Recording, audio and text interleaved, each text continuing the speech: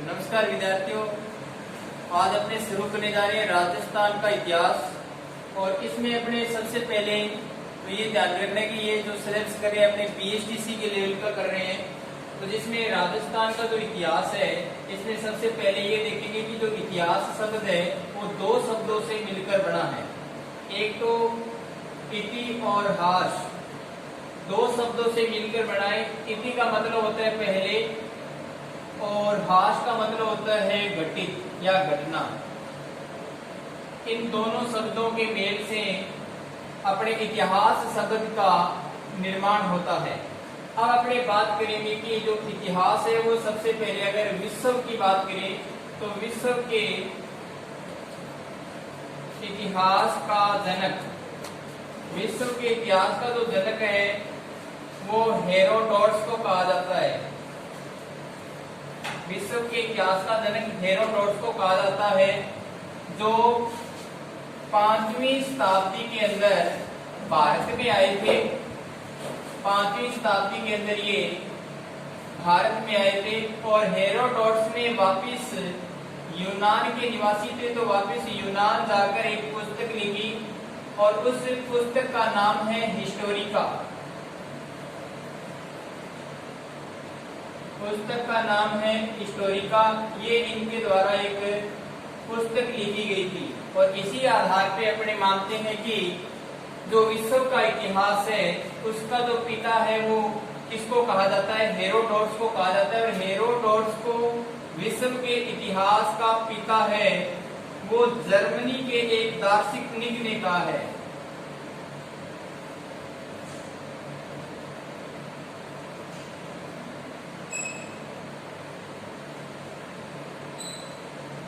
Germany के एक दार्शनिक ने कहा है जिसका नाम है सिसरो।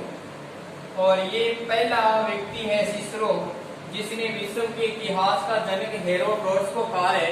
तो जो हेरोडोटस है वो 5वीं शताब्दी के अंदर भारत के अंदर आया था और 5वीं शताब्दी के बाद में जब ये वापिस यूनान गया तो इसने एक पुस्तक लिखी जिसका नाम क्या है, हिस्टोरिका है।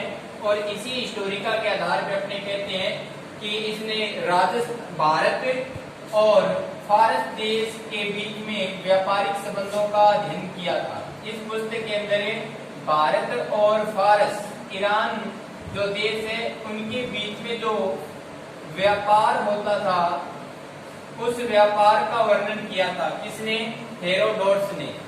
इसके बाद में आपको भारत के बाद में राजस्थान या अपने भारत के इतिहास की बात करते हैं विश्व के इतिहास के बाद में। तो भारत के इतिहास का जनक, भारत के इतिहास का जनक है वो महर्षि वेदव्यास को कहा जाता है। महर्षि वेदव्यास को भारत के इतिहास का जनक कहा जाता है। और इनकी जो पुस्तक है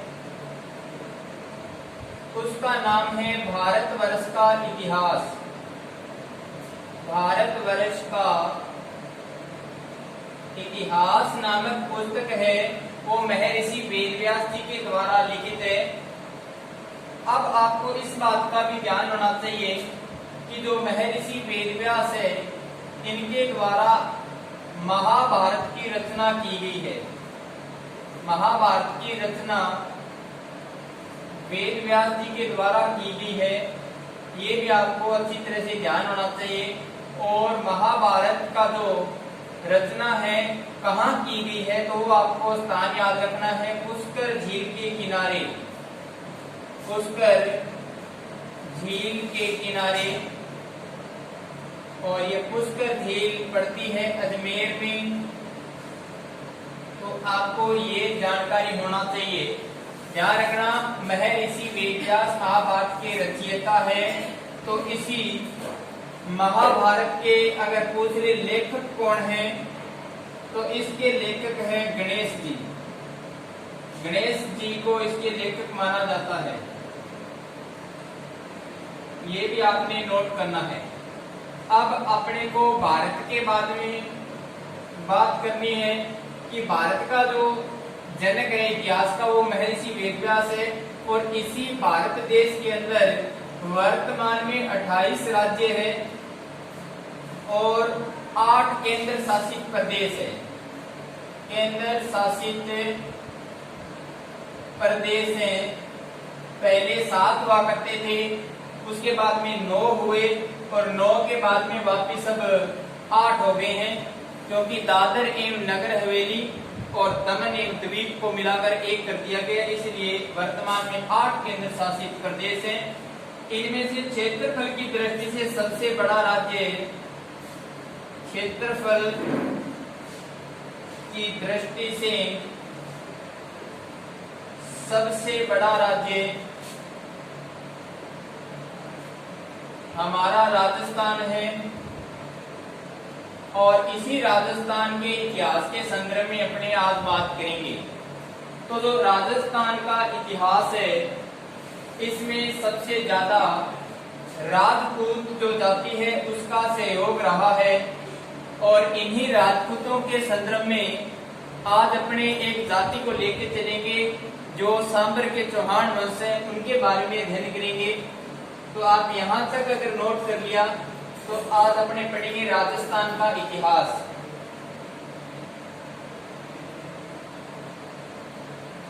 तो सबसे पहले आप लिखेंगे कि राजस्थान इतिहास का पिता,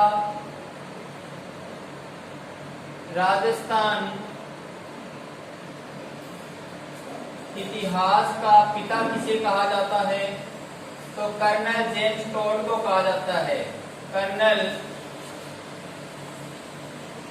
जेम्स टोड को राजस्थान के इतिहास का पिता कहा जाता है। राजस्थान के इतिहास का पिता कर्नल जेम्स टोड को कहा जाता है, ये आपने नोट करना है। और इसी कर्नल जेम्स टोड ने राजस्थान के लिए सन 1829 ईस्वी में सर्वप्रथम राजस्थान शब्द का प्रयोग किया था। राजस्थान शब्द का प्रयोग सबसे पहले कर्नल जेम्स टोड ने 1829 ईस्वी के अंदर किया था। आपने ये ध्यान में रखना है, 1829 में सबसे पहले कर्नल जेम्स टोड ने इस राजस्थान शब्द का प्रयोग annals and antiquities of Rajasthan में किया था।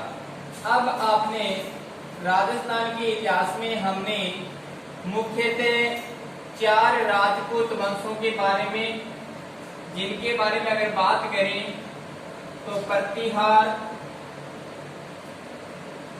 परमार,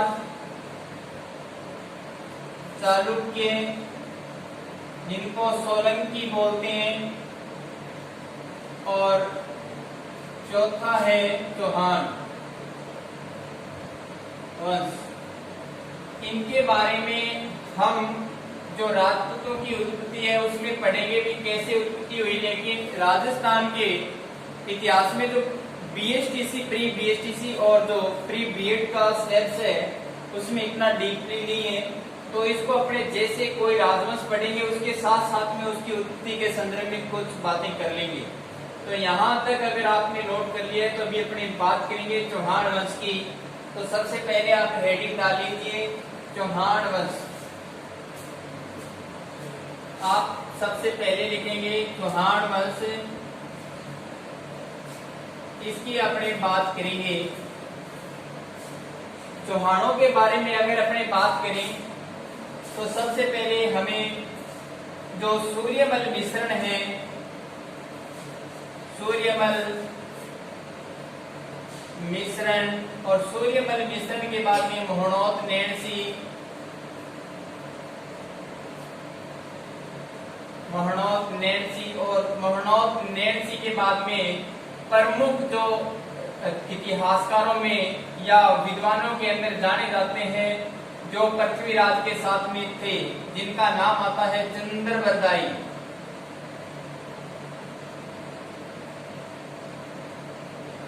चंद्रबरदाई, इनके द्वारा ये कहा गया है, अर्थात पृथ्वी जो चंद्रबरदाई है इनका मुख्य जो ग्रंथ है पृथ्वीराज रासो है। इनका जो मुख्य जो ग्रंथ है उसका नाम है पृथ्वीराज रासो, पृथ्वीराज रासो। और पृथ्वीराज रासो में लिखा गया है कि जो राजपूत है, राजपूतों की उत्पत्ति है, इन्होंने बताई है कि अग्नि कुंड से हुई है।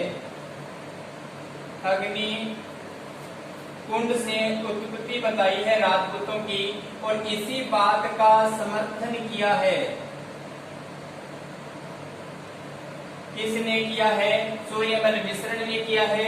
मोहनोत नैणसी ने भी इसी बात का समर्थन किया है, और इसी बात का समर्थन किया है चारण जाति के लोगों और भाटों ने।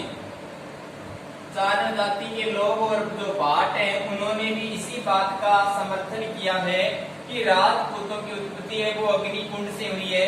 इसी बात का सूर्यमल मिश्रण, मोहनोत नैणसी और चंद्र बरदाई के द्वारा भी यही कहा गया है। अब ध्यान रखना कि अग्नि कुंड जो मत है उसकी कहानी क्या है। तो कहते हैं कि जो आपू पर्वत है, वो आपू पर्वत पर एक ऋषि जिनका नाम है वशिष्ठ ऋषि, और ये वशिष्ठ ऋषि है वो एक दिन इस पर तपस्या कर रहे थे, और इनका जो हवन कुंड था ऐसा, इस हवन कुंड में कुछ राक्षस बुद्धि के लोगों ने क्या डाल दिया?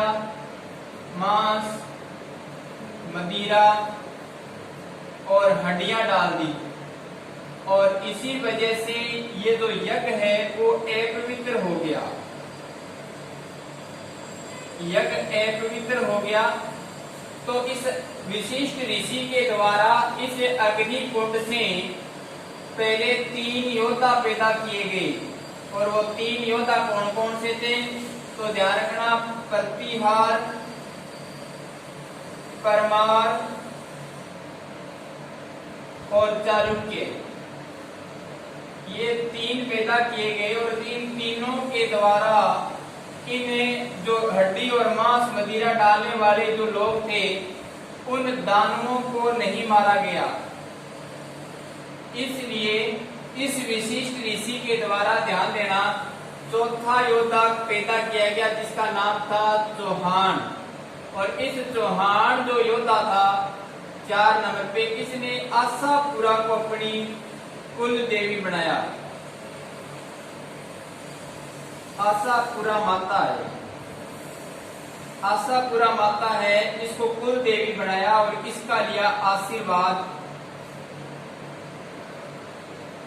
इसका आशीर्वाद लेकर ये जो भाट मांस डालने वाले दानव थे, इनको इस चौहान के द्वारा क्या कर दिया गया?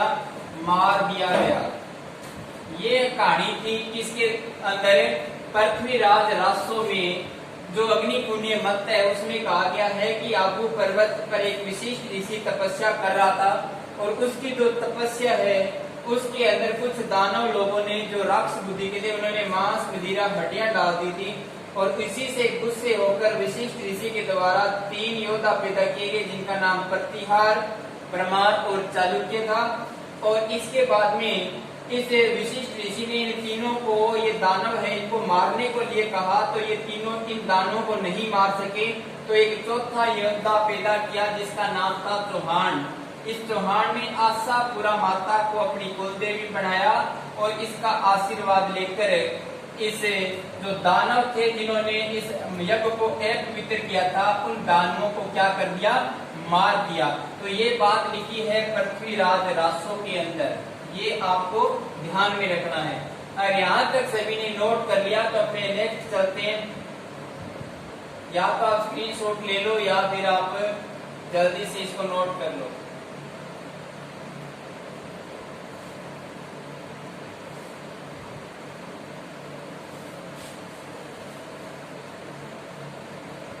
अब ज्यादा आपको बातें ध्यान में इसकी इतनी रखनी है कि 1170 ईस्वी के अंदर एक शिलालेख मिलता है बिजोलिया का। बिजोलिया शिलालेख मिलता है, और इस बिजोलिया के शिलालेख में कहा गया है कि चौहान ब्राह्मण की संतान है।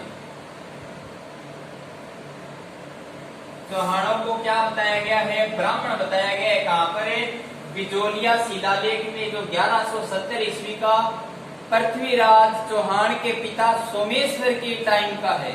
पृथ्वीराज के जो पिता थे सोमेश्वर, उनके द्वारा बिजोलिया शिलालेख है जो उनके समय का है। और उसी बिजोलिया शिलालेख जो भीलवाड़ा के अंदर है उसमें चौहानों की जो गोत्र है वो बताई गई है ब्राह्मण। आपको बस इस चीज का पता होना चाहिए कि किसने क्या बताया है। अब ध्यान में और आपको क्या रखना है कि एक आते हैं डॉक्टर गौरीशंकर हीराचंद ओझा। ये राजपूतों को सूर्यवंशी मानते हैं।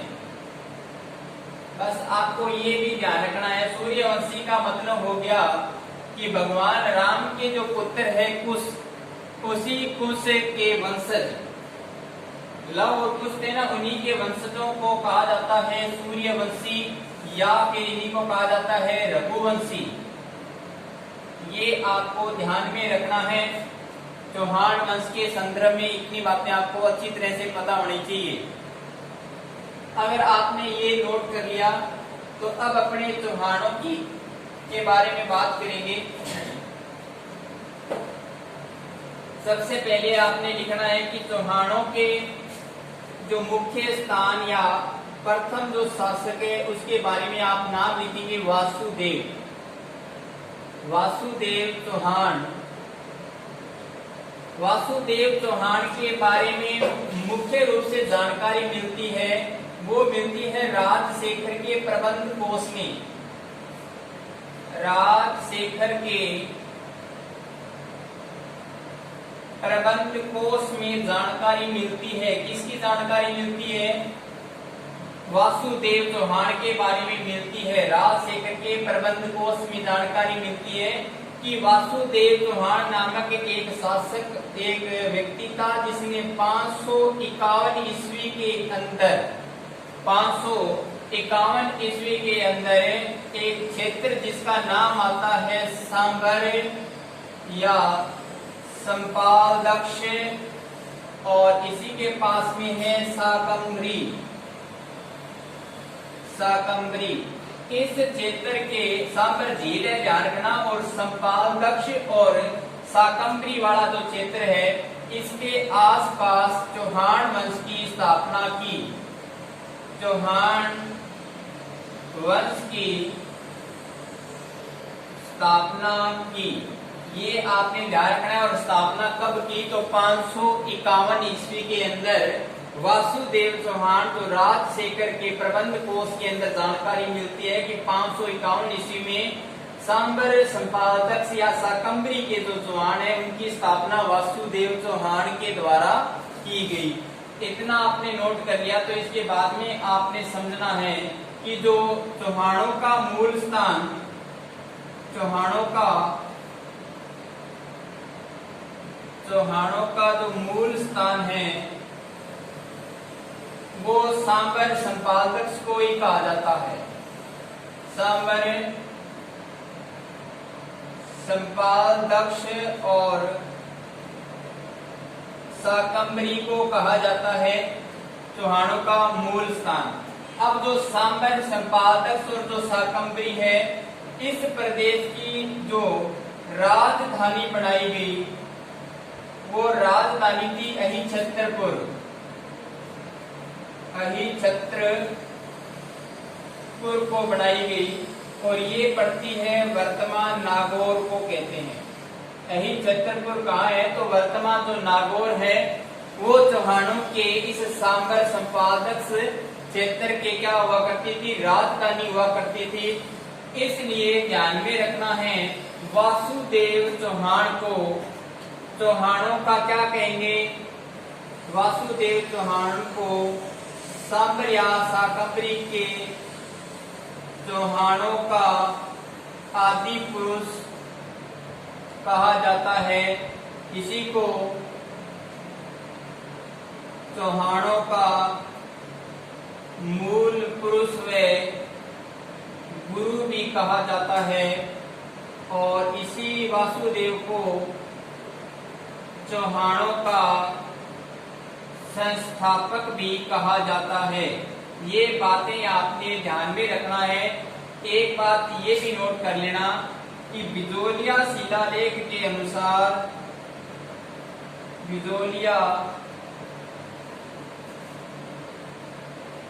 शिलालेख के अनुसार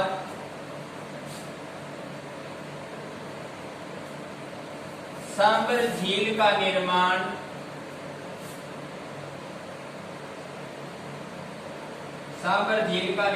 वासुदेव चौहान ने करवाया था। वासुदेव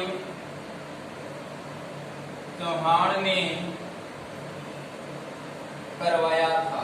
ये आपको नोट कर लेना है। वासुदेव चौहान के बारे में इतनी बातें नोट करिए कि वासुदेव चौहान के बारे में जानकारी मिलती है। राजशेखर के प्रबंध कोश में कहा गया है कि 551 में सांबर, संपादक और शाकंभरी चित्र, इसके चारों तरफ जो लोग रहते थे इनको चाहमान कहा जाता था और चाहमान से धीरे धीरे ये चौहान हो गए और चौहानों की जो स्थापना है वो वासुदेव चौहान ने 551 में की थी। इसलिए वासुदेव चौहान को सांबर, संपादक या शाकंभरी के चौहानों का आदि पुरुष कहा जाता है, चौहानों का मूल पुरुष कहा जाता है, चौहानों का गुरु भी कहा जाता है और चौहानों का संस्थापक भी कहा जाता है। और चौहानों का मूल स्थान सांबर, संपादक या शाकंभरी है तो राजधानी इसकी अहि छतरपुर नागौर को कहा जाता है।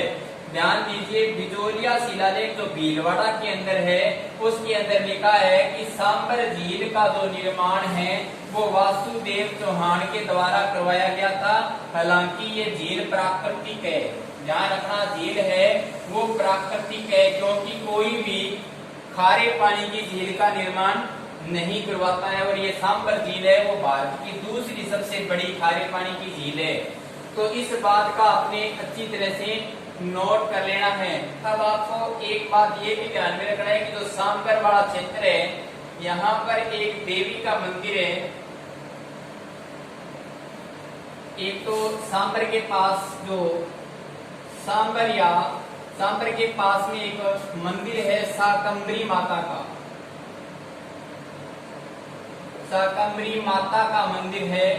और ये जो शाकंभरी माता है कहते हैं कि यहाँ पर अकाल पड़ने के कारण यहाँ पर जो साग और सब्जियां उपलब्ध करवाई थी, इसी देवी की कृपा से यहाँ पर कहते हैं कि अपने आप साग और सब्जियां हो गई थी, जिसके वजह से लोग जीवित बच गए थे, इसलिए इसका नाम शाकंभरी माता रख दिया। और यहाँ पर जो शाकंभरी माता का तीर्थ है इसको बोलते हैं देवयानी तीर्थ, इसी को देवयानी तीर्थ कहा जाता है। और देवयानी तीर्थ को ध्यान रखना, तीर्थों की नानी कहा जाता है। ये भी आपने नोट कर लेना है कि शाकंभरी, जो शाकंभरी माता का मंदिर है वहां पर उसी को देवयानी तीर्थ कहते हैं और इसी को तीर्थों की नानी कहा जाता है। सांबर जो झील है इसके किनारे पर ध्यान रखना अकबर व जोधा की शादी हुई थी। अकबर व जोधा की शादी है वो कहाँ हुई थी? तो सांबर झील के किनारे हुई थी। बस आपको अपने चौहान पढ़ रहे हैं, इतनी बातें ही आपको याद रखनी है।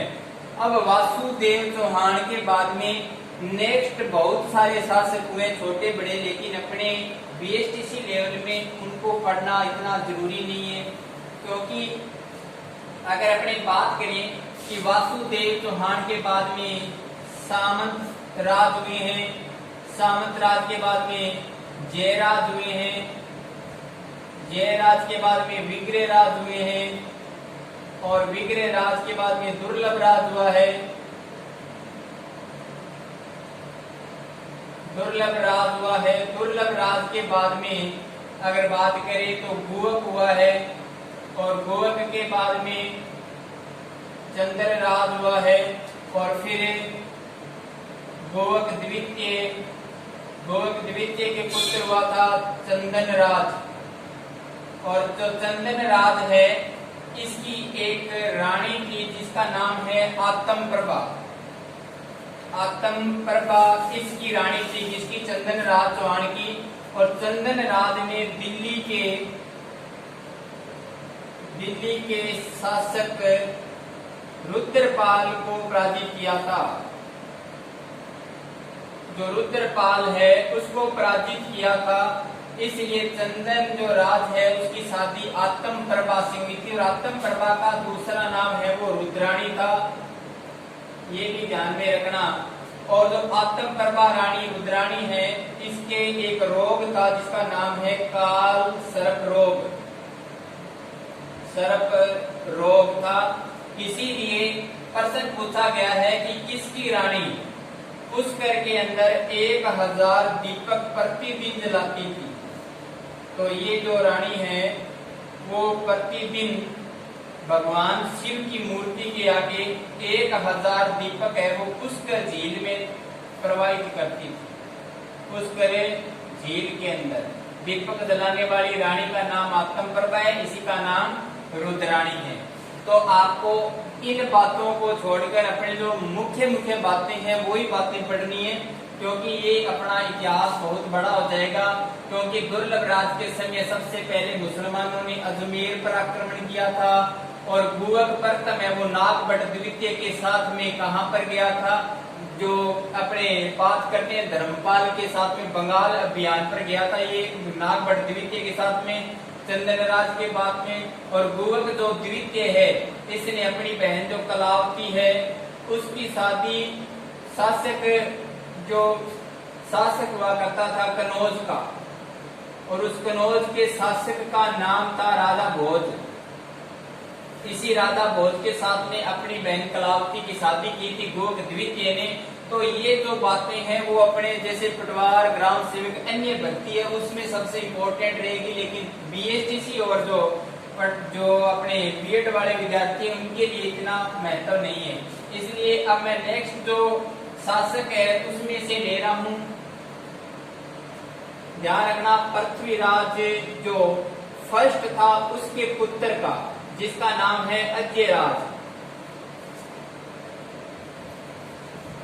अजयराज चौहान के बारे में, और जो अजयराज चौहान है इसका समय 1113 ईस्वी से लेकर 1133 ईस्वी तक रहा।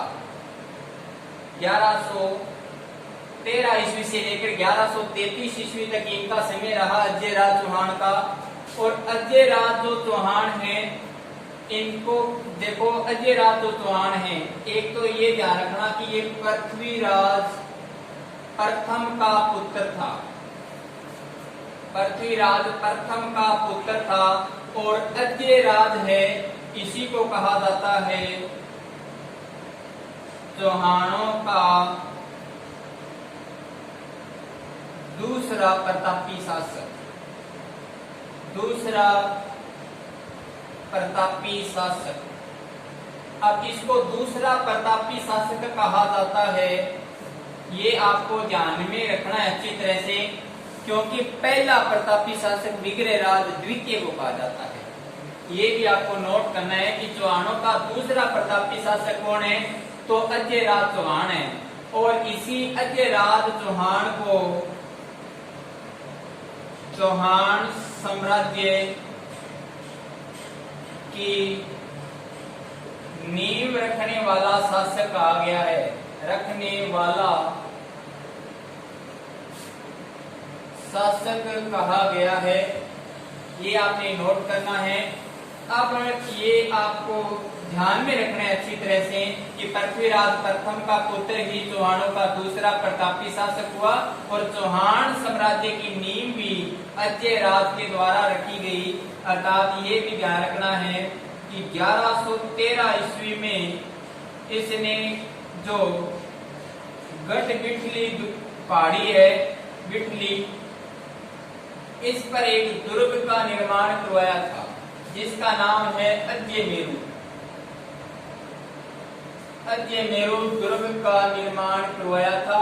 ये आपको ध्यान में रखना है कि गढ़ बिठली है, उस बिठली पहाड़ी पर अजयमेरु दुर्ग का निर्माण करवाकर इसने इसके पास में अजमेर नगर बसाया था, अजमेर नगर बसाया था।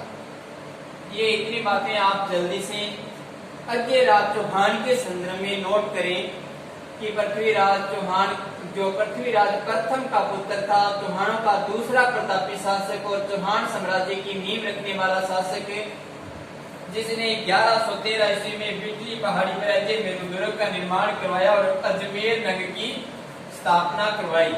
अब आपने इसके बाद में आगे नोट करना है,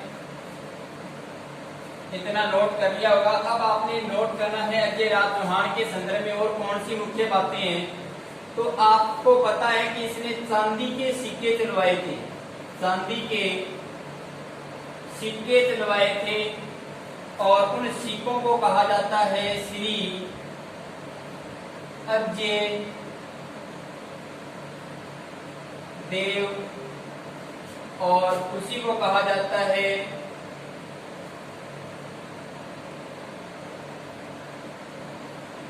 अजय द्रुम्स। ये दो प्रकार के सिक्के चलवाए थे इसने, श्री अजय देव और अजय द्रुम नाम के सिक्के चलवाए थे।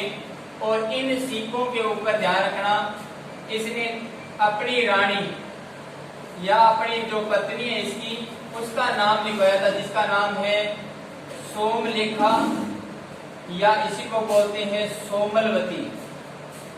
सोमलवती इसका नाम है, वो इसने इन्हीं सिक्कों पर लिखवाया था। ये आपको ध्यान रखना है, चांदी के सिक्के थे, श्री अजय देव और अजय द्रुम्स। ये रानी जो सोमलेखा है और सोमलवती एक ही बात है, उनका नाम इसने इन सिक्कों पर नोट करवाया था। अजयराज ने क्या किया, 833 ईस्वी में अपने पुत्र अर्णोराज को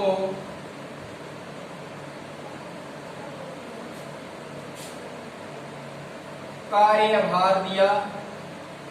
830 कर लेना, क्योंकि 830 में अपने पुत्र अर्णोराज को कार्यभार दिया राजपाट का और सवेर चला गया कहां पर, कोंकण तीर्थ। और ये कोंकण तीर्थ कहां पर है, पुष्कर में।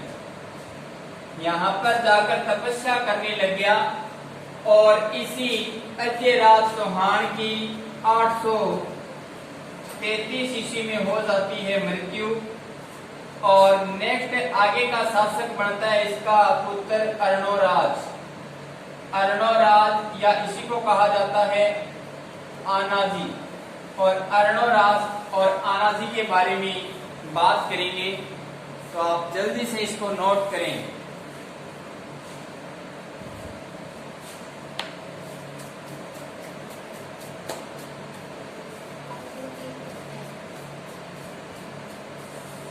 कोंकण तीर्थ, पुष्कर, अजमेर को कहा जाता है, ये नोट कर लेना आप।